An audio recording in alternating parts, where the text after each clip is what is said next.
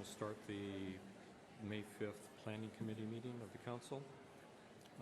Today we have one item before us. It's a continuing work session on a rental safety program that we had addressed 2 weeks ago. And Marie, we're getting a little bit of feedback. I don't know if you could turn down the volume a little bit. See how that is? That's a little better.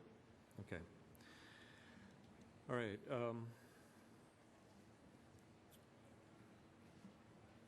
What we have done since the last meeting is there's been, I'm sure, a lot of discussion amongst the community about this program.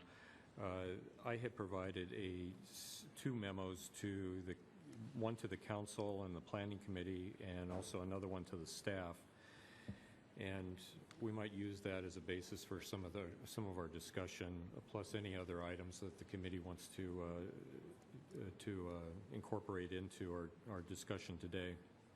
Most of them will be policy issues, but we'll probably reflect back on some of the questions that we had for staff that are dealt with some of the specifics of the program proposal. And let's see, first of all, I guess what I wanted to do is to let Jeff and Jim have an opportunity to have any opening comments if you did have anything to report on. Good morning, committee. Jeff Thomas with Planning. No specific comments outside of staff is in receipt of the two memos that Jack made reference to a moment ago, and Jim and Peter Raffato in our legal office and I are making our way through some of the staff-directed questions. Some of them require a little bit more time to work through than others, so we'll certainly, in your conversation today, hopefully, in regards to policy questions, anything related that comes up, we'll certainly do our best to try and provide factual input from the staff perspective and support your conversation. Thank you. Okay, so I guess I'm going to bring it to the committee and ask if you have any particular topic that you want to start out with. None? Okay. And are there any other topics that, beyond what's on this sheet, that... There could be, but I don't have any. Okay. Okay. I guess what we'll do is we'll just go down the list. I'll lay out the issue, and then we can just start a discussion about it. The first one, there's 8 on this particular sheet, just for people that want to know about this. The first one is, what is the appropriate rate of certificate or audit inspections for the program to achieve health and safety goals, and should this rate be a maximum ceiling cap or a minimum floor number or percentage? And this has to do with the current proposal, which represents 0.5% of the total number of properties that would be subject to an inspection on an annual basis. And I guess first of all, before we even get into that, I wanted to question to Jeff if you had any further information associated with the number of rental units that we have in the city. I saw in our council packet that David Solheim had reported that coming out of the U.S. Census that Bellingham had something like 18,800 rental units. I believe it was rental units that were part of his proposal later on. Right. Thanks, Jack. And just to that certainly is a number in terms of the unit count that we've been circling around here for some time. In regards to the property count, we had some previous discussion about a property count being somewhere in the vicinity of 13,000, and I think we're still working through that with we've got our GIS folks taking a look at that. We believe that number is likely less than 13,000 in terms of rental properties. That's still one of those matters we're continuing to work on and see if we can pin that number down a little bit. Yeah, Little it seems little like the more closely. properties are going to be lower, but the unit count will probably be higher. It certainly does when you think about it in those terms, using the 18.8 or approximately 19,000. So we're continuing to work on that, and we'll certainly have some additional input for you at some point. But Okay. the 19,000 unit count, I think, is a number we're all generally speaking nodding and acknowledging it's in that vicinity somewhere. So. When you're doing that work, could you also find out what the number is from the Housing Authority of what their unit count is, both for their own internally run programs, but also for Section 8? How many Section 8 vouchers they're giving out? Yeah, I think that's definitely information we can get. So. Because that might end up, I mean, depending on how this program actually gets constructed, that those two numbers would be very important to have. Gene? Now, when we're talking about rental units, we're talking house, apartment, mobile home, rooms. What is the scope of the definition? Yeah, I'd want to round back around with Dave on that specifically, but I think it was a unit count if I recall correctly, so I'm not sure if rooms would necessarily be included in that, but Okay. again, we can certainly flesh that out to your satisfaction. So. Okay. So, I guess just to throw out the idea of 0.5%. I mean, we don't know what the overall number is, but let's use the 13,000 that had been presented to us in the proposal. That represented 65 inspections per year. And I guess I want to bring it back to the committee and see what you feel about that number, if that's going to satisfy the overall goals, and if not, what other type of metric should we use in order to, to meet whatever our goals are going to be associated with a rate of inspection. Roxanne? Personally, I don't think 65 is even a threat to what we want to do to improve. And my issue with the 65 is that it's not getting at the root cause of the problem. The problem are the issue landlords and property owners. So in the 65, you might not even be addressing what the core issue is that we're trying to get to with this rental safety program. So I'm not even sure I have confidence in 65 or what the number would be. My main thing is getting to the root cause of the issue for those rental properties that need the most assistance to bring them up to code to make them safe living spaces. I agree with that. So I guess,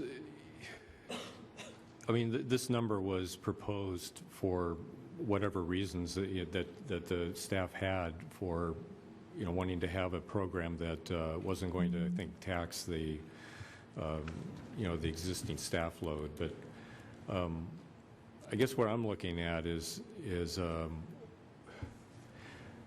it's obviously a resource issue, right? I mean, we could pick a number, we could pick a much higher number that would help resolve some of the concerns here, but it has to do with what the resource is, the resources that would be needed in order to be able to meet that additional number. And I'm wondering, just to throw it out, whether or not we could get some options, some scenario options of what would be the cost associated with having a higher number that would satisfy a goal that we'd be looking for. And it could range from anywhere from having all of the units inspected within a certain number of time, period of time, let's say like 5 years, to all the way down to the existing proposal of 65, annually.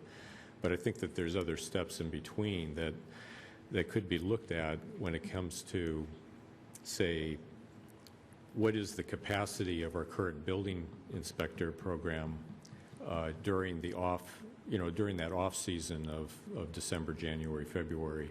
What could they potentially go and do, depending on what their other responsibilities are? What's that maximum that could occur? based on what our overall building capacity has been lately. Another route would be to look at hiring somebody to deal with complaint inspections and having that person be available to do additional audit inspections whenever the complaint inspection, that component is lower and, that person's not actually going out and doing complaints. They could switch over and do audits. How many could that be? And, that seems like a real squishy number because you have no idea how many complaints are going to be generated out of a program like this. And then a third option is how much would it cost if we had a dedicated inspector just to do audit inspections that might be cheaper than $107 an hour that is used within the building, the building inspection program, if it was strictly that. And, I know that the $107 an hour has a lot of other, it's not just salary and benefits, but it has a lot of internal costs, administrative costs associated with it too. And I guess, the question would be, are there cost savings by having one dedicated person in there versus doing this chargeback to our current building inspection team? So I don't know. I had some questions in there, but can you respond to what I said?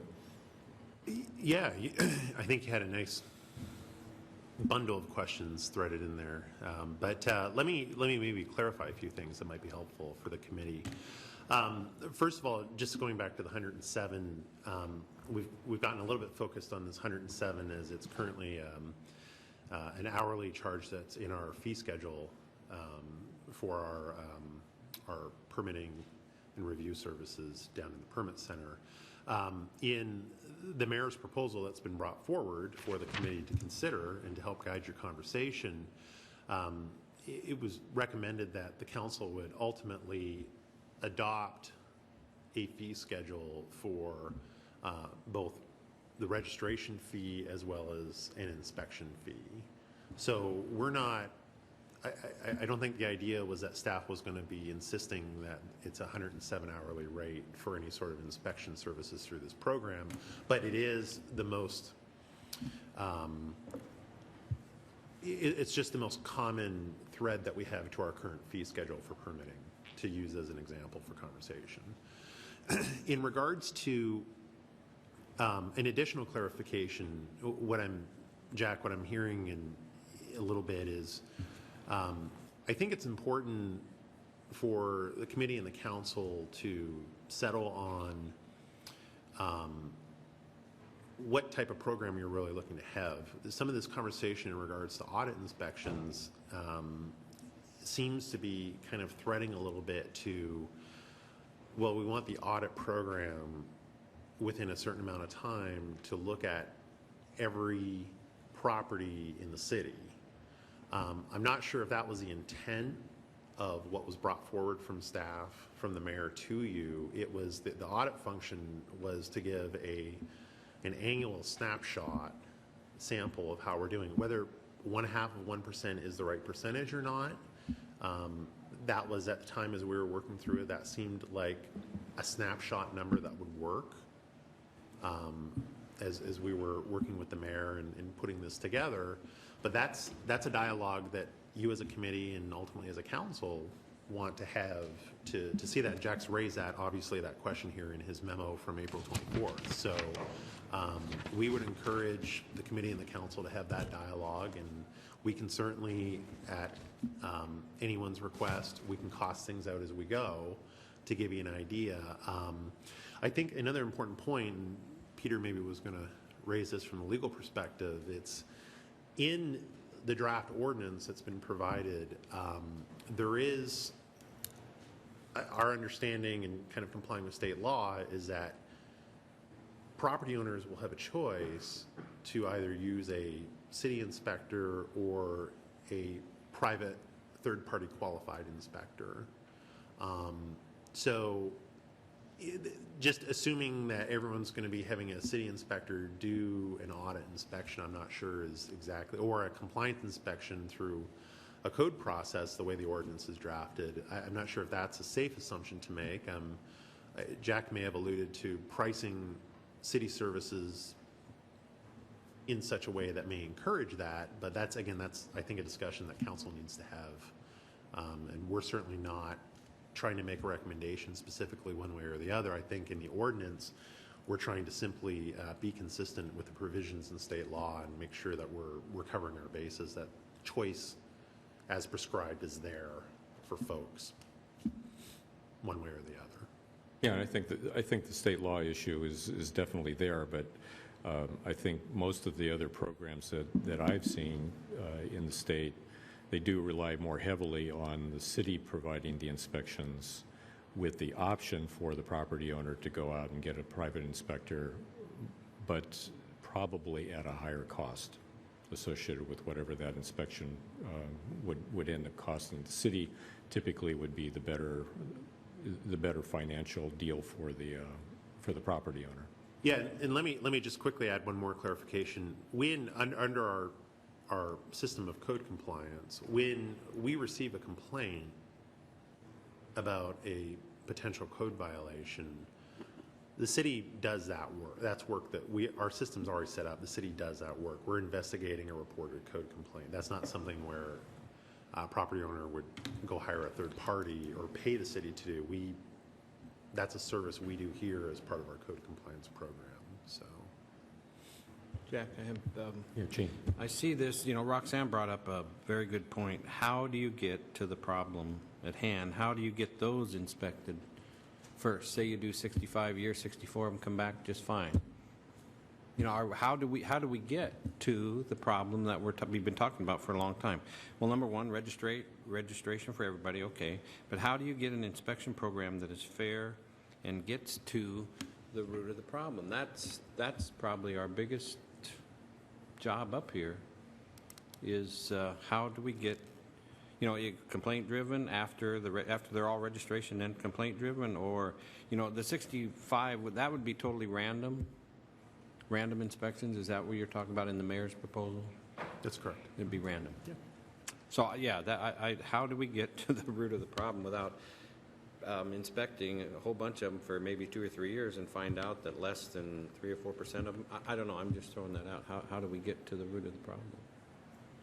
Well, we had talked a little bit about having a targeted audit inspection, but it sounds like that's not a feasible mechanism legally, although I believe it's Pasco that uses, what they've done is they've created zones, and they've prioritized the zones within the community for the rollout of their inspection program. So they do zone 1 first, and then zone 2 and onward. And the design of those zones could end up maybe helping with Roxanne's question. Roxanne? I had such interesting experiences when I helped with really cleaning up the neighborhoods in Tacoma, and I just want to offer this small thought that when the city decided to step up its code enforcement, there was a great front page newspaper article about it, and I'm not saying this to make you laugh, but I hope it'll make you laugh. The day that article came out, there were trucks full of junk that were coming out of the neighborhoods. People got the message directly, and all it took was a front page story about how the city was going to step up its code enforcement. That was voluntary compliance, and I really hope this city can step up its enforcement of codes for rental properties, for property owned, because that's what will show the neighborhoods that we really care. That'll help the neighborhoods that are struggling. And I also tie this into economic development, because once you have clean neighborhoods, that incentivizes people to keep up their homes, to possibly open a business down the street. So I think if we did a really good job of stepping up the enforcement side of our codes and getting our officers or officer out in the community saying that this is our value, I hope that could make some major change. So you're saying that John Stark will solve our problems? Oops. He didn't even look up. It's not me.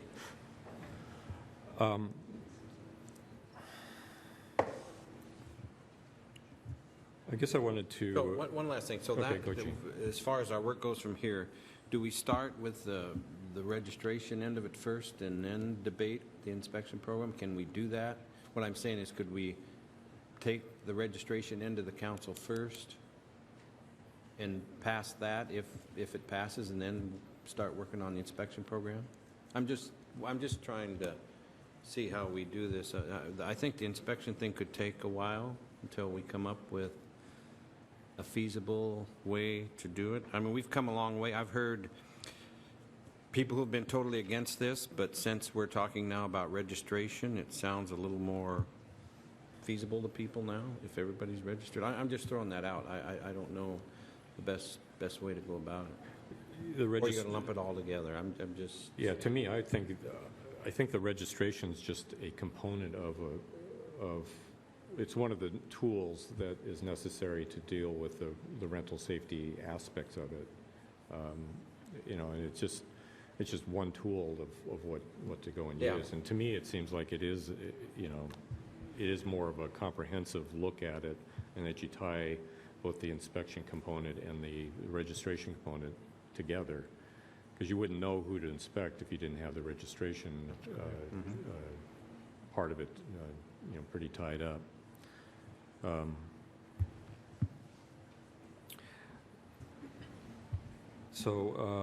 Jeff, let's see. You had mentioned about. I'm trying to get back to. I didn't write it down, so I'm trying to remember what we were talking about here.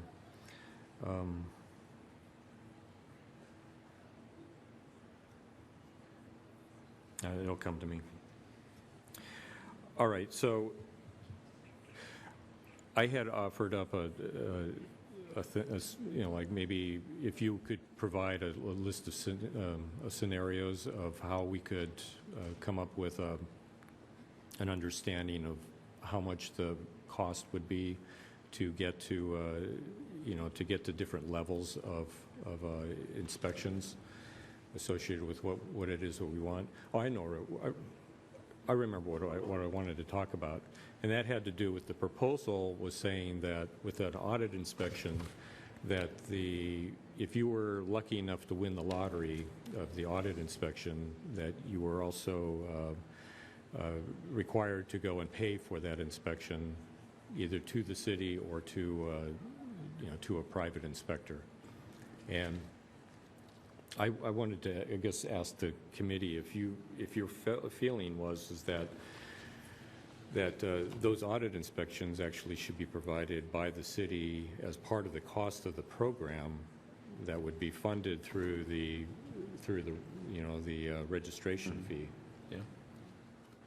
And I tend to agree too. And I don't know. I guess as you know, at the time that we start making some motions, I would like to, have that as one of the motions that we entertain. That we would have that part of it be provided for free as part of the cost of the program, and that we would roll that into the rental registration fee. And then also part of it is just the approach. Is it your thought, Jeff and Jim, that we would have a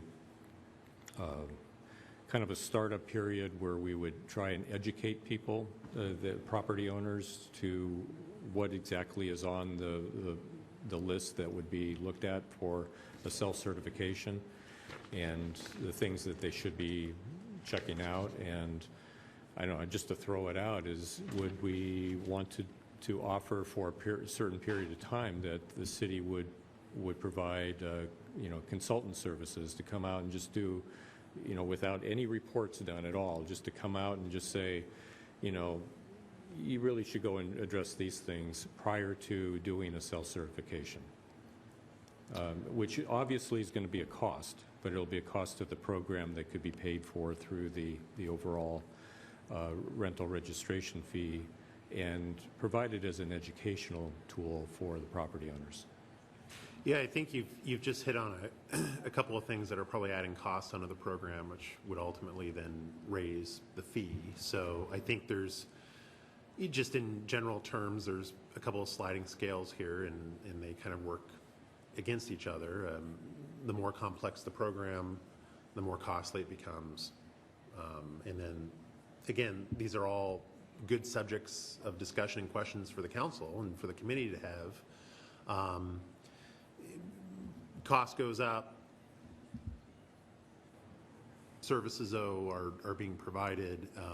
What rate of recovery is the goal of the council in the program? Is it 100% recovery through revenues? Is it some lesser percentage than that? Those are all good questions and discussions for the council to have. And again, staff can, once we get some ranges, those are things then we can cost out and come back and say this is what it looks like. Does that make sense? It does. We Okay, don't good. even have a number yet, No. do we at all, for a registration fee? No, I mean, we can, well, that was the reason why I was bringing up, could you bring back some scenarios to see, just ballpark, how much would a program end up costing if we had a particular rate of inspections? I'm assuming that you're also concurrently working on how much the administration would cost as far as data collection and management, as well as probably a placeholder in there for education and outreach. We are working on those things, as I had mentioned in previous work sessions. There's a couple of options we're pursuing, and it's whenever you're taking a new program, and you've got to have some degree of technology to be able to manage the data, manage the program, interface, hopefully online with our customers and so forth. Those are matters that in various departments and services throughout the city, we're in a series of upgrades in finance and the permit center.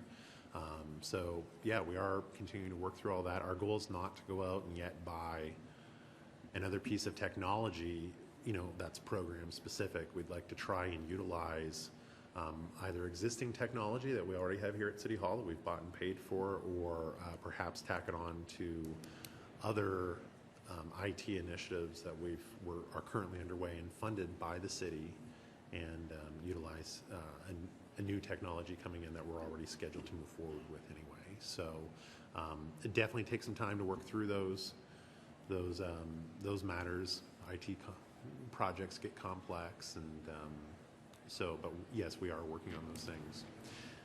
Just quickly, Jack, to your point about education and outreach, and definitely, as I've mentioned at previous work sessions, and I think the mayor's mentioned it as well, just the proactive, it's something certainly you've heard loud and clear, I think, from the folks up at Western, both the student body and the administration up there, is educating folks. And I think some of the things that we've structured into this draft ordinance will also help promote that education and outreach with posting of registration and so forth. So, but yes, there's definitely additional communication frameworks that will have to be developed as, again, I think once the council has additional dialogue, it's a little bit more specific, and then we can start to shape how those outreach efforts look. So.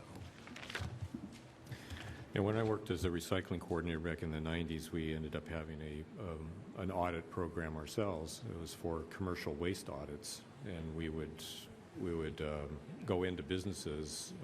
That was a voluntary program.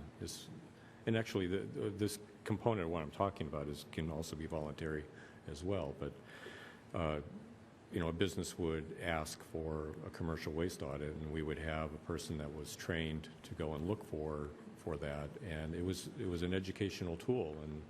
And that one, you would write up a full-on report and provide the business with quite a bit of information that would ultimately save them money down the line. That program ultimately was taken over by Sanitary Services, but the county had run it for quite a few years. But I could see a similar situation for the city. If we made our inspectors, or if we had additionally hired inspectors that could go out and provide that assistance prior to the registration dates or deadlines, that they would have a good clue as to what types of things that they should be dealing with prior to submitting some sort of declaration as part of the registration. And that could be part of, the cost of that should be part of the registration fee. Yeah, and again, just quickly back to the 0.5%, because I think that ties in here a little bit with cost. Again, just working through the drafting of the ordinance that was brought forward to guide your discussion, we felt that 0.5% of the number we were using for rental properties was a manageable thread that we could bring into the city's workload, 100% of it, to work that through our existing staff resources. That was one of the mayor's goals in bringing her proposal forward from the staff, was we would use existing resources to the greatest degree possible, and that was something that we felt fit. But that doesn't mean another number can't fit. That just means that that's where we ended up during the drafting of it. So I do want to make a point, though, is that the goals that were stated as part of this proposal that were outlined in your initial memo that went along with the ordinance, those goals were different than the goals that the council had passed in January. They were very different, in fact, as far as the overall, what you were really looking for.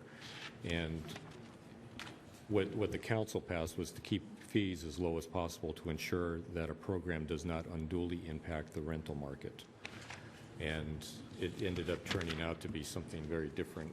I guess I could look it up, but I think what the mayor's goal was, to try and do this program using existing staff resources, period. And those two are very different goals. I wouldn't necessarily agree with that comment, actually. I think the four guiding principles that we outlined those guiding principles were initially presented by council staff to the council, and subsequently we were directed by the mayor to use those four guiding principles in our work here that we've done the last few months. So I just, with all due respect, I think we've tried to stay within that, and using existing staff resource does help keep the cost down and the ultimate final bottom line dollar to the customer, the property owner, down on the back end. So it's just, but again, I think there's different variables in play, and it's just the committee and the council kind of assembling those variables together and moving them up or down a little bit, and then we can get a much better idea of the specifics, cost specifics at that point. So. Okay. I guess what I'd like to do is to entertain a motion to ask, to request of the administration and staff to come up with different scenarios outside of the 0.5% that would be primarily based on resource issues, but also looking at how could we maximize the health and safety outreach to the rental market itself. Roxanne? In those different scenarios, I hope one of them could be the scenario where we do the rental registration and then we also step up our code enforcement, and then it's just complaint-based. So I hope that could be a considered scenario. What, that we wouldn't have audit inspections then? That could really substantially change the pricing. It could be less onerous, and it's just something we should consider. Well, without having audit inspections, if we just had, our code enforcement crew going out, all they're going to do is just look at the external features of properties, and really they can't even step foot on the property without some sort of contact with the property owner. So, I mean, it could deal with knowing if there's too many cars out there in the front lawn, or if you can see a bunch of garbage out there, but it's not really dealing with, an electrical problem inside the unit, or a plumbing problem inside the unit, or other, or egress issues. And I have different experiences in terms of how you do that, and what other cities have done to actually get in those units, because if they're really bad on the outside, you can send a notice to the property owner to say that you're going to need to do an inspection on the inside. So then are you looking at that as being... That was a code enforcement arm. Okay, so or would you be looking at that as being then a complaint inspection? It would trigger a complaint inspection? just based on what it looked like on the outside? And if it's that bad, there's generally a wiring issue on the inside and things like that. Okay. Gene? Probably a legal question, Peter. How many complaints does it take to get action? I know you guys deal with this a lot, but So, there's various processes under the current code enforcement scheme. The ultimate issue is whether you've established, if you want to get on the property, typically you have to establish some sort of cause, and there is a warrant process. That's assuming that you don't have a tenant who has invited you onto the property. If the tenant complains, and the tenant can make that complaint to the city, and then you can get on the property. But ultimately, it's just a matter of whether you've established the proof. It's not really a number of complaints. It's whether you've established sufficient proof to bring some sort of code enforcement action. But if the renter calls, our code enforcers can't go in the building without the landlord's permission? No, I believe that a tenant can give consent to entrance into the building. So, Peter, could you respond to what Roxanne is proposing in the sense of, just by seeing something on the outside that we can trigger an inspection on the inside? I mean, I hear that's what at least Tacoma has done this. Okay. But let me just make it clear. You send a certified notice to the property owner. So it's not as if a code enforcement official goes out there, sees something, and goes in the property. No way. So what it does is it sends a certified notice to the property owner saying... The city does that? Saying that we are going to need to do an inspection of the property. We need you to comply with this. And for any of the issues that are going on, the people will need to bring the building up to code within 3 weeks. You get so much voluntary compliance when you allow those 3 weeks. And it was a concern when that happened in Tacoma that city crews were going to have to spend so much time cleaning up these properties. We found about, at least at that time, 70 to 80% voluntary compliance for the property owners. So it wasn't exhaustive for city crews.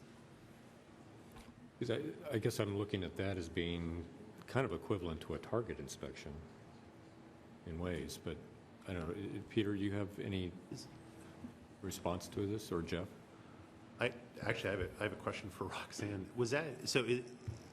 Is the system there then, is it complaint driven though? So it is complaint driven to start with. It's not just drive by. No, because that would get to the fairness issue. So Right. basically, if a neighbor had a complaint, generally it would come to the city, but sometimes if the city had a specific issue, it would talk to the neighborhood association. Do you have an issue with this property? If we hadn't received a complaint. And then the neighborhood association folks could call in the complaint. But it wasn't the city necessarily doing drive-bys to pinpoint certain properties. It was really the community giving us feedback. So it does, the framework does sound familiar to what we currently have in place, which is a complaint-driven system. I think maybe to emphasize the back end of that, though, your point is by having more resource available, a quicker response from the city perspective, that's really the missing piece. To me, I'm just trying to interpret what you're saying. Absolutely. Well, and I think it was also strengthening different codes about, for example, you couldn't have vegetation over a foot in the front of your property. I see that everywhere in Bellingham. So I just wonder, if our codes can be strengthened in certain ways to get to that level. I mean, I'm not saying I'm legislating grass growing, but it all deals with the external property on the outside in terms of what affects the inside too. Yeah, those provisions exist under property maintenance code currently. For us, it's the prioritization of we have one code, I'm not sure how many staff Tacoma had, but we have one code compliance officer for the city, and then we have, I believe, an additional, at least fraction of one that does some nuisance work as well, so. Yeah, and that's why we're currently suggesting what we want to be our budget provisions, and my top one is code enforcement for our neighborhoods. Roxanne, was it a big problem down there in Tacoma? Gigantic. It was? Yeah, and it's really interesting how that helps clean up all the different neighborhood areas, especially the neighbors that really felt like the city didn't care at all. Yeah. Another, if I may, just Sure, go quickly, ahead. another, I think this might be related to what Roxanne has touched on. Another component that staff has certainly brought forward back in January, separate from this particular draft ordinance, is the notion of having an established code enforcement abatement fund to be able to take action in those cases where there is inaction on the part of the property owner. We feel that's really important. We did have one specific one last year, a house that the city did end up taking abatement action on and demolishing. We had to borrow from Public Works to be able to take that action, to pay for that to be done and lien the property, so. And you're currently working on a proposal to bring to the council for establishing an abatement fund? Yeah, it's something we're working on, and it's, I mean, again, it's going to be one of those conversations with the mayor and the council. Money has to come from somewhere to establish the fund to start with. Once it's established and it begins being utilized, the idea is it's a revolving fund over time, where money that's spent out of it will ultimately be recouped when property transacts in the future, replenishes the fund. But there's kind of that initial one-time seeding of establishing the fund, and where does that come from? So it's certainly something staff is having dialogue with the mayor about. And I think it's probably going to be a 15-16 budget matter for all of us. Okay, I'm going to make a motion and see if we can get some, I'm going to use the mayor's favorite word, and that is options. Could you bring back an options, number one, registration, audit inspections with a price tag? And number two, Roxanne's idea, which would be registration first, followed by complaint driven, and how that would work. Is that what you said, Roxanne? And what kind of options are you looking for in the first one? The registration, the amount for the registration, and the how we'd go about audit inspections. Okay, but should we give them a little bit of direction as to how many? Oh, we're I looking see. at? Yeah. Or a range? Range. What did you say we went, it was at 65, what did you say? Well, we could do, if we did I'm not advocating this, No. but if we ended up doing an inspection of every single unit in a 5-year period, like some other cities do, that would be maybe at the upper range. That would probably be a very upper range. Yeah. Versus, and it has different goals that it's trying to address. I don't mind taking a look at every scenario. I mean, we're going to have to choose one, so you go from 65 to 1,000, or, I don't know, I'm just saying, what, I don't know, 65 to 1,000? I don't know, I'm just,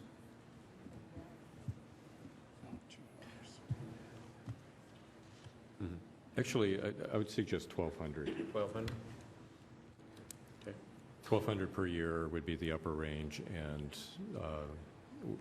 I don't, well, with 65, you probably have done some of the data crunching on that as to how much that might cost.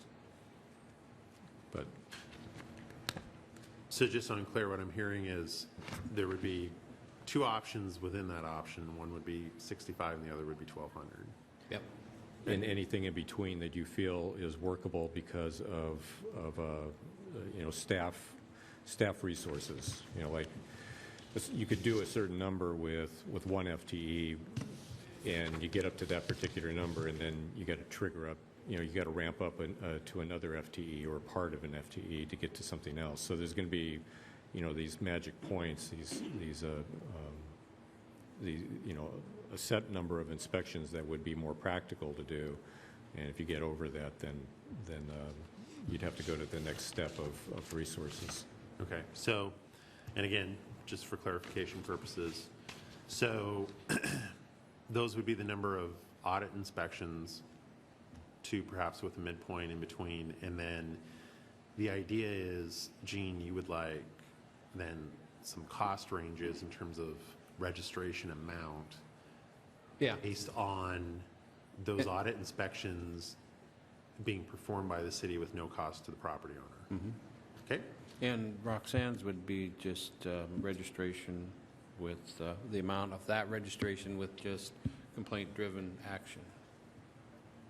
Correct, I think. Okay, you got that. I've got that down. Okay. Yep. In the registration fee, just to add on to that, if you're interested, just to put in a placeholder as to how much the data administration is set up in the data administration would cost, and the the outreach program, how much that might cost, and roll that into the registration fee so that we have a ballpark. So I think one of the things that a lot of people are really interested in is, what is this registration fee? Is it going to be $1,500 a year like it is in Michigan, or is it going to be a couple bucks?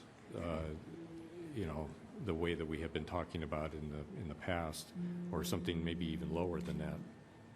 Do you know what Pasco's is? Does anybody know what Pasco's is? Mark would know. I can't remember. It's been so long.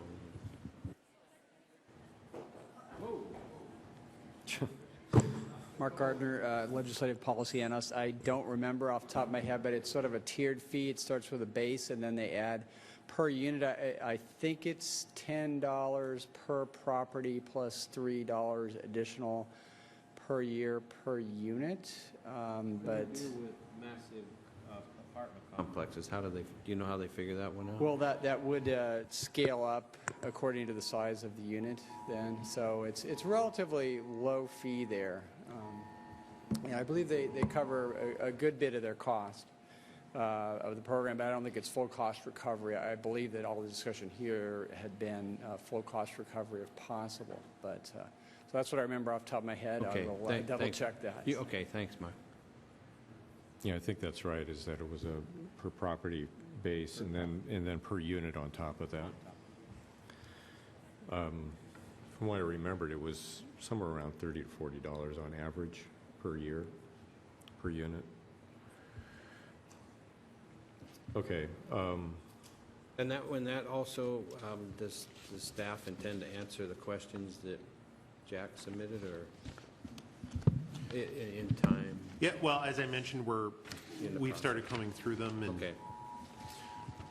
So the annoying buzzing, God, I thought it was Does that just happen to two of us? pacemaker, but obviously it is. There's just for everybody to know, there's an Amber Alert. There's an Amber Alert. In Auburn, which has affected us. our phones are actually on silent, but it, I guess, trumps. Yeah. It overrides it. Anyway, you respond to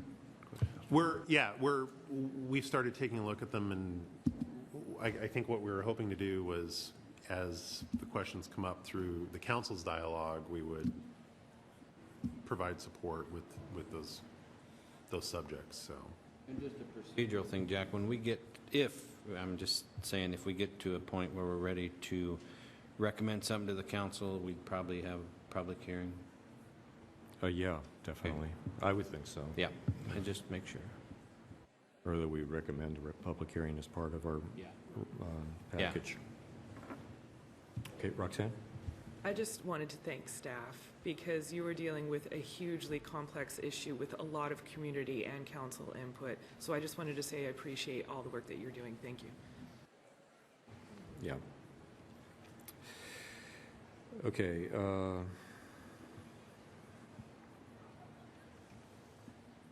May I read the motion back to make sure I have it right? Sure. Okay.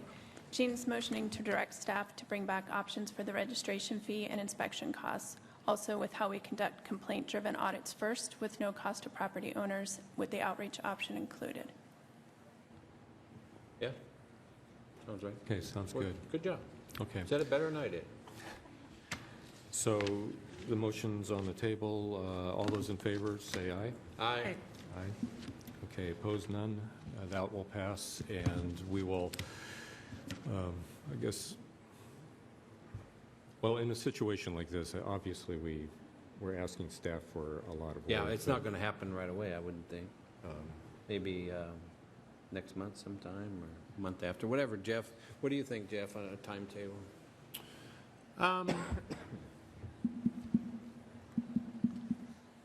it's a good question. We'll leave it. I think the idea is we'll get working on it as Sure. quickly as possible, That's and fine. maybe provide a brief update in a couple weeks. My term ends December 31st, 2017, so. We'll do our best, You Gene. might bring Thanks. it by December of 2017, it's fine. No, just kidding. All right. I'm just going to go down the list here. I think we've dealt with kind of like the first four. Excuse me, Jack. Yes, Or Lynn. Councilmember Rice. I know it's a low of 65 and a high of 1,200. Did you want tiers in between, or is that just the high and the low? Well, it's a range, and if there's breakable tiers that make sense, that the staff would provide back to us. I don't know, do you want that as part of the motion, Jeff? I guess I think, the direction I understood was we would look for some sort of midpoint as well. yeah, So, Okay. Okay. if there Thank you. is. All right, on these first four, is there any other thoughts about what you know, any other issues that you want to discuss about that? I don't think so.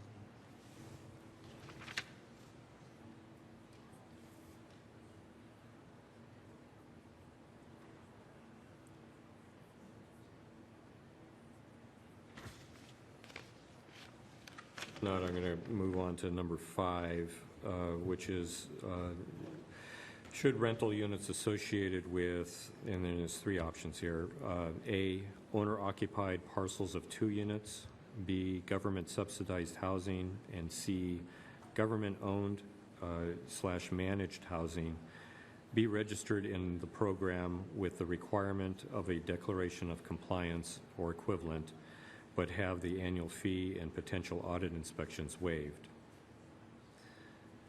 So what that means is that the people that have owner-occupied ADUs or duplexes, should they be exempted from the program? Or should they be registered with the fee waived?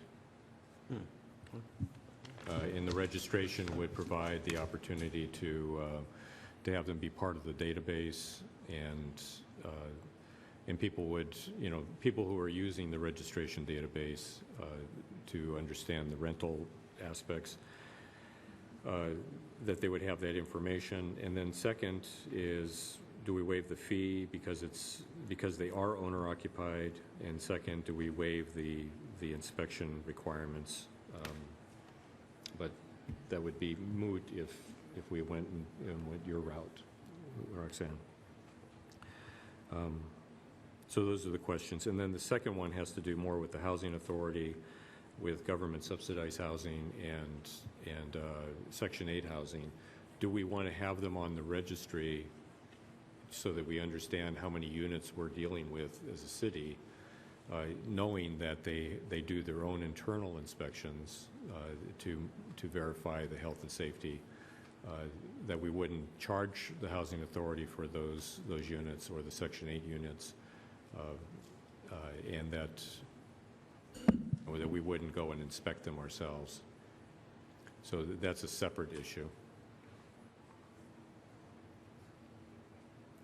So I guess just a question first. Let's just deal with the housing authority first. Do you feel comfortable about having them as being part of the registry? Mm-hmm. Yeah, they should, because I have to be openly honest here. I've had some complaints from some tenants that live there, so. Oh, really? Yes, I have, so. Well, how would that work then if we had a complaint in a Section 8 house or a housing authority unit to the city? We would inspect that as well, even though the housing authority is in charge of that? yeah, let me just speak, just going back a step, just to the registry part. Yes. That was our intent.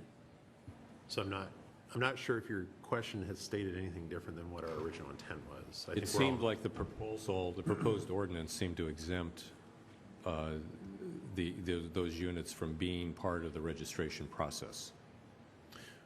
Right, but they're units that we already know about, and they were going to be included in publishing the active list of units. So, registered by default, I guess. So remember, we've talked about, and I think biweekly was the time frame that we thought was reasonable because, the list is going to be pretty fluid. Maintaining a public list of units, the intent was all of these units would be included on that list. They just would be exempt from having to go through this particular program registration process.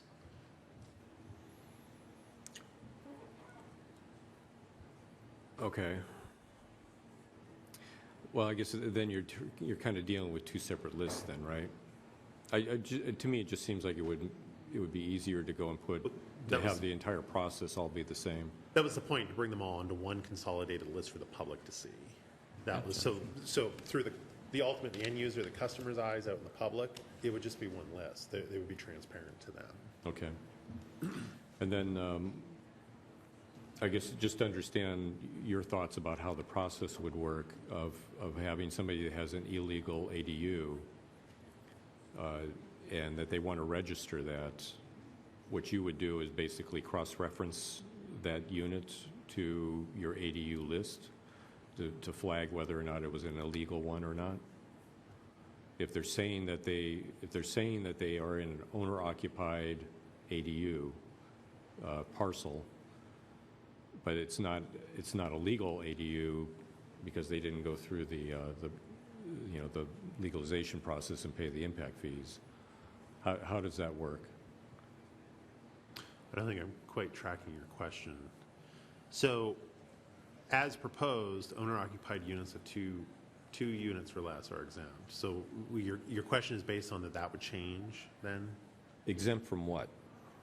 From They're not registering they're for the exempt program. from submitting a registration, but, okay, so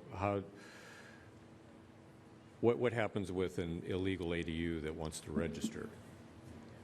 Because they're not part of the overall list. So again, I'm a little confused by your question because what you're stating is then that exemption would change from the ordinance that's been brought forward. Because if it's a unit that's on an owner-occupied 2-unit or less property, it wouldn't even be subject to registering under this. And again, just the way the ordinance has been brought forward to council. Yeah, to So me, I guess you're asking an implementation question that actually wouldn't be implemented under the current draft ordinance. So if your question is removing the exemption for owner-occupied properties of 2 units or less, and then your question is a property owner is bringing forward saying, well, I want to register my unit because I'm not exempt from this program, that would get flagged that that's not a legal dwelling unit. So I don't believe they would be able to register under this program, and it becomes a code violation action at that point of an illegal dwelling unit. okay, well, let me rephrase this then, because I understand that you want to use the current ADU legal list and incorporate that into the registry, but so an owner-occupied duplex would also be exempt, but would not be part of the registry. Is that how I understand what Yes. the ordinance is? On the same property, yeah. Yeah. And then we do not have another list that we can go and put onto the registry for those owner-occupied duplexes. So that's correct. Now what you're saying is correct. So again, I think that's a good question for the council to talk about. If exempting owner-occupied units of 2 units or less is not something the council's interested in, then that would certainly be a modification to the ordinance that's been brought forward. So, Okay, so a question to the committee. Do you want to have, I guess, all owner-occupied units of 2 or less be registered in some form or another? I mean, Jeff has got a solution for the ADUs, but we don't have a solution for the duplexes. So, yes, you do want to see that, see those registered, and so do I. That can be. As part of an overall program change.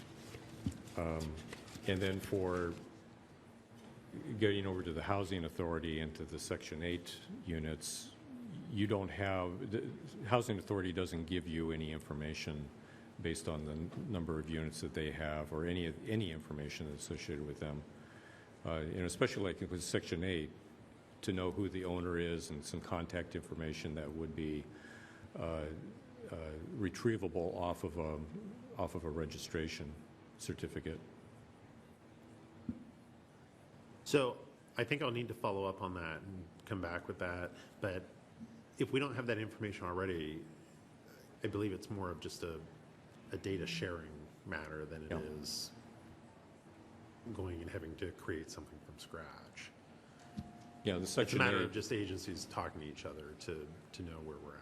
So. the Section 8 thing would be somewhat important because they come on, they go off all the time with the Section 8 program, and that would also assist in allowing us, if somebody goes off of the Section 8 program, that we would be able to notify them, the property owner, fairly quickly that they're also part of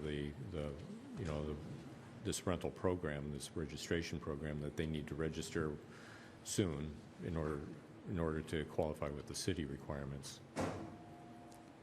So we would want to know who the Section 8 people are. Mm-hmm. So, yes, head nods on the, okay.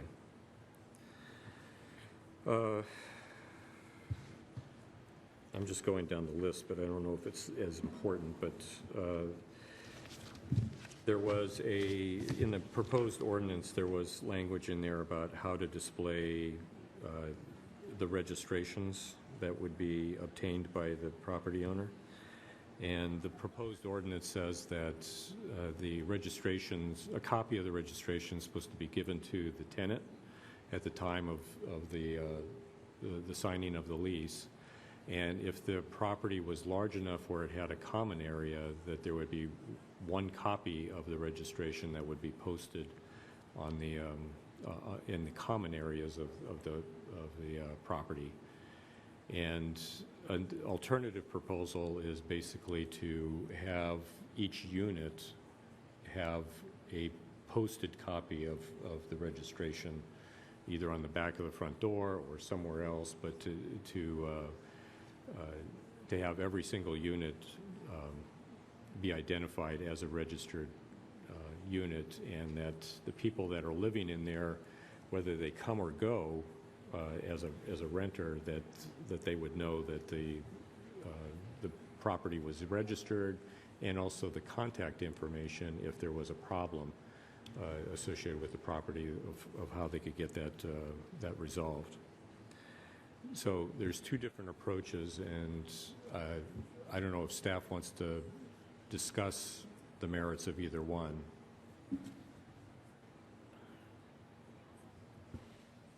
I think the only thing I would add is if a program is going to exist, it's important. This, to me, is an important component of public outreach is units are clearly marked as a unit that's properly registered with the city and in compliance with the program.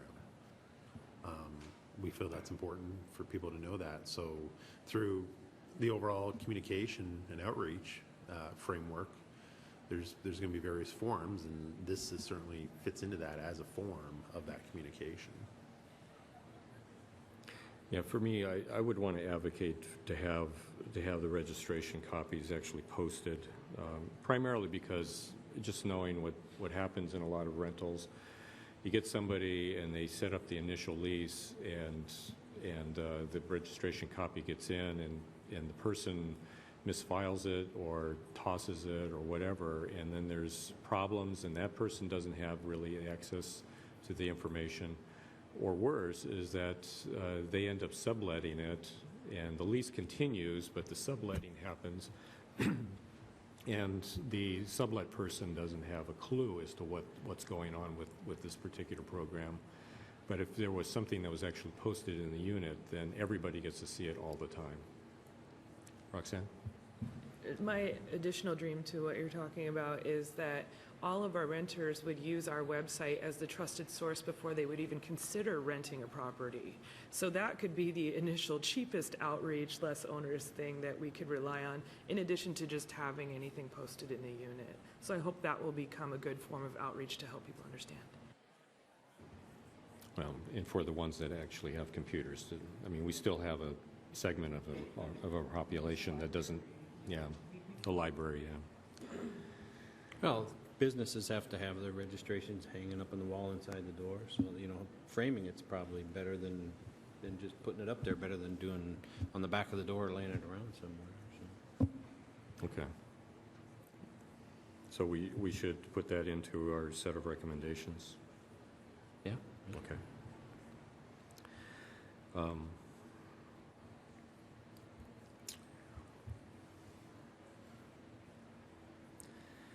All right, this has to do with the sunset provision clause within the ordinance. And the question is when are the appropriate times for review to implement program improvement mechanisms and to choose program viability when assessing the long-term health and safety needs of rental housing citywide?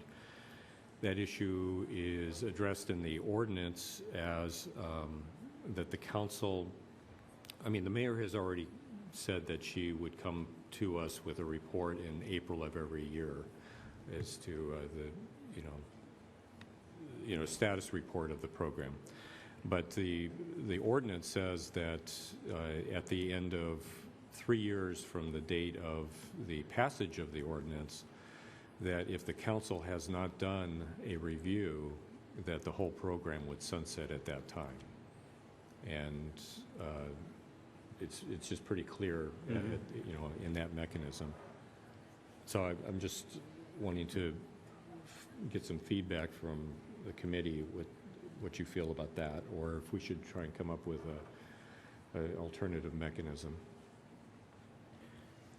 I think in 3 years we should be able to know how it's going. I don't have a problem with the sunset. If in 3 years everything is looking good, we shouldn't put more than 3 years on it until we take a second look, or till somebody sitting up here takes a second look at it. So, I think 3 years is, you're looking at a lot of units and a lot of complaints and see where it's at. I had a question for Peter. The way that the language in the ordinance is first of all, the title says sunset provision, but my understanding is that titles aren't necessarily a component of the language that's underneath the titles. Mm-hmm. So it's inferring what the sunset would be, but it doesn't actually talk about anything in the sunset or in the language of that section, other than the fact that if the council doesn't do a review, if the council does any sort of review, then in theory, the program would continue just because the review happened, unless the council decided to take affirmative action to kill the program. I'll have to take a look at that language to see if that's how it reads.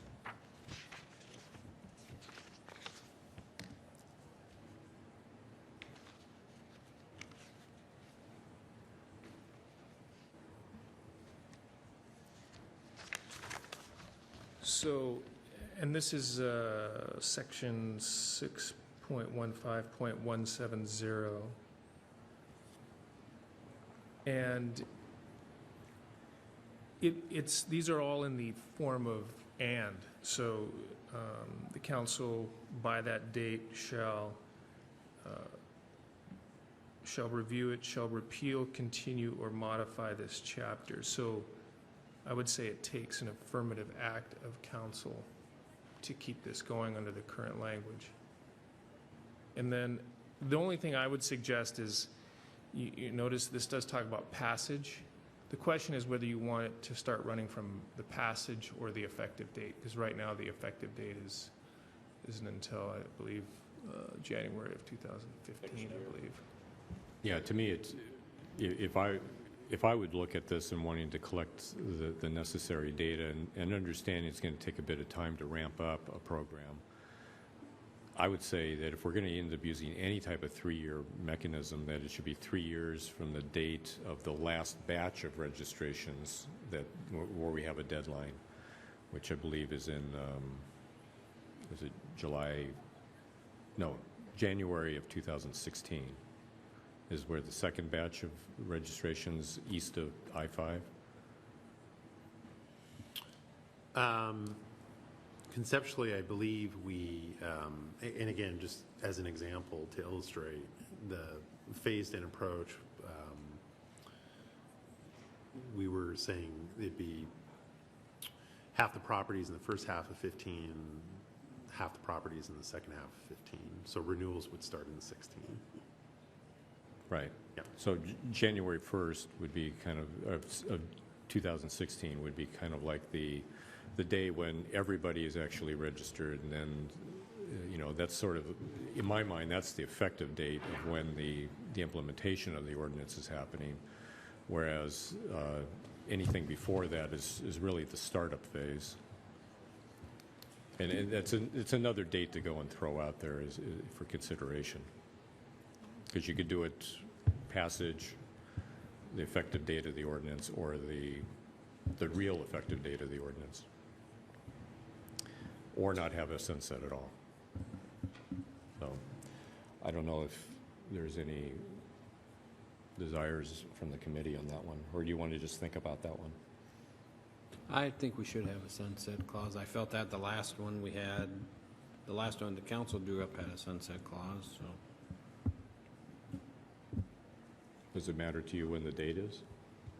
Because to me, it seems like you need to have some information Yeah, that comes in. yeah, and we do. It's going to take a while to get people to understand this program, both on the owner side and also on the tenant side. Or would you do it on the date of implementation or the date of when? What I would advocate is the date of the last batch of registrations. Well, the last batch. The deadline of that, which would be 20. January 1 of 2016. Yeah, that's fine. Okay. You guys getting burned out, or you want to stop now and continue later, or you want to run through a few more? I don't care, go ahead. I think.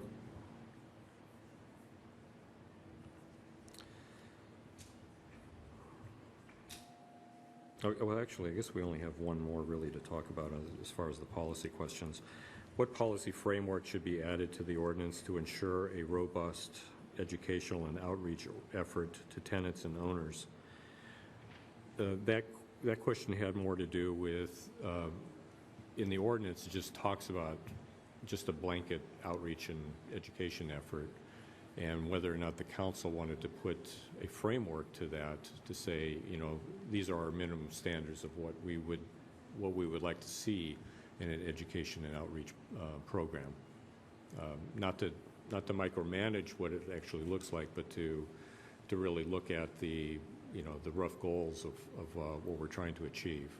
And like for an example was something I brought up earlier. Do we want to have a pre-inspection service to offer to owners that are concerned about the health and safety of their unit, and be able to come to the city and just say, can you take a look at this without any sort of retribution from the city to say, oh, well, I know now that you've got this really bad problem, but it's sort of like a no-fault assistance program. That would be one example of a framework to put into a program like that. And there could be a lot of other things that could be part of that as well. Whether or not we're, how robust our webpage is, what kinds of information are we actually giving out to both the owners and to the tenants, how extensive that is, how frequent it is. Jim, do you do any outreach now? I just wanted you to say something before the thing was over with. So. Thanks, Gene. Through our code enforcement process, we don't advocate for one side or the other, although we do mentor the tenants. We try to tell them what their rights and responsibilities are and guide them to the Residential Landlord-Tenant Act. Do you have dialogue with landlords too? When needed. When needed. Yes, we do. Typically through the complaint process. Sometimes we'll try to arbitrate and resolve problems that way. So, Okay. yeah. So when you talk about outreach, Well, I mean, I'm not, she's got some. Roxanne. I just think for the education and outreach, we should let staff propose the plan. We should send our ideas as they're developing the plan, and then we can react when we see the plan. That's fine. well, but the plan won't actually happen until like next year. Is that, I mean, there's an opportunity to provide the framework in the ordinance itself, or there's the opportunity to wait until everything is done and then a plan comes and then we say yes or no. But at that point, it's an administrative thing outside of the council's purview. And we're just being informed instead of being able to help formulate what the framework might look like. I just have the confidence that administration will do what it needs to for what it wants to do for the outreach. And then I would beg all of the council members to assist with that outreach for our broad abilities to help people understand. And we can go to different associations, we can go to different community groups. I mean, we can be advocates of this in addition to what anything this administration would do. Okay. Michael, you have anything? Thank you. I'm listening to the committee, and I appreciate the work you're doing. I think it's important to realize there's two completely different steps here. The first is the authorizing ordinance, which will set the powers and the limits, the framework, and the dates. But then the second thing, which you haven't talked about, is equally or maybe more important to the public. That's the program itself, which, as Roxanne says, the program is something that the administration, in the ordinance, we're handing over that responsibility to the administration. But I think there's almost more uncertainty and more concern about that, because that has to do with what the fee schedule is and what the checklist of health and safety issues are, and also about the outreach and the education. So it's really important. I think that, Gene, you said, can we go ahead with the registration? I think we can go ahead with the authorizing ordinance, you know, and realize that it's separate from the program itself. That we can authorize the ordinance now, but the program may not start, you know, for a while. I'm trying to separate the ordinance work from the program work. I think we need to have an idea of what the fee schedule and checklist is. We can't just say, make a fee schedule and checklist. We need some oversight. That'll be passed by resolution. So I just want to have those two components clear in our minds. So thank you for letting me comment. Well, to me, it seems like there's, from comments I've been hearing, is that there's some unknowns associated with this program overall. And Michael, you've hit on a few. One has to do with what is the fee, you know, what's the ballpark of the fee? And Gene's motion, I think, will assist in asking you to bring back something that, you know, at least we have a ballpark range of what the fee might look like. Not what it exactly is, but just to say this is how much money it might cost, and we know approximately how many units there are, so we can kind of do the math. And the second has to do with, you know, what kind of inspection program, you know, how extensive that might look like, and we've talked about that today. One thing we didn't talk about that Michael brought up was the self-certification, this declaration of compliance, or whatever else that we might call it. Is it possible at the next time that we meet on this subject that you could come up with, that you could bring to us just an example, not exactly the sheet, but just an example of what types of things that you're looking at and sort of the rough format of how you might be wanting to approach this declaration?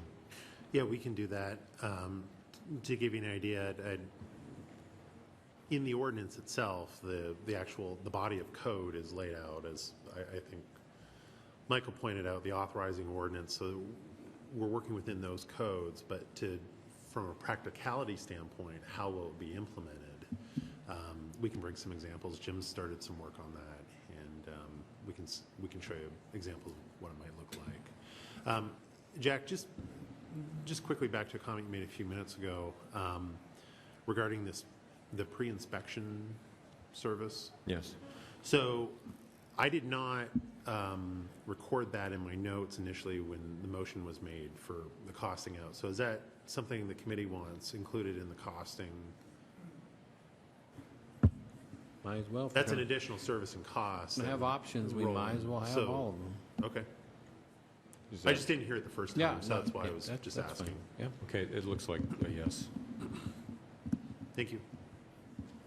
And I don't know how extensive that might be, but, you know, probably just pick a number of how many of those types of inspections. I mean, there's going to be a lot of people that know exactly what they're doing with their business of renting, but there are going to be some people that obviously will want to have some technical assistance with that. Okay, we've run through the list of policy questions. Is there anything else that anybody wants to discuss? No? Okay. We're going to end early just because we have another meeting here in another hour. As far as our next meeting, I think we're going to probably need to wait until the staff gets some of the information that we discussed today together, and I doubt that we'll be meeting in 2 weeks, but we'll probably be meeting in 4 weeks. Yeah, you know, I'll need to talk with a few folks about the direction here today from the committee, and it's a possibility we might be able to meet in 2 weeks. Just when I look at the calendar into the future and think about, you know, the time that it's going to take beyond council taking final action on something, I think I'd like to try and keep this moving as quickly as possible. So, but I'll need to talk with Brian and Peter and a few other folks. So I would say 2 meetings from now for sure, possibly next meeting. Yeah, and I think we're getting down to just a few different issues to discuss, and at that point, we draft up the ordinance and present it to the council and have our public hearing, and we should be able to resolve this hopefully within 6 weeks. So, okay, anything else? All right, we're adjourned.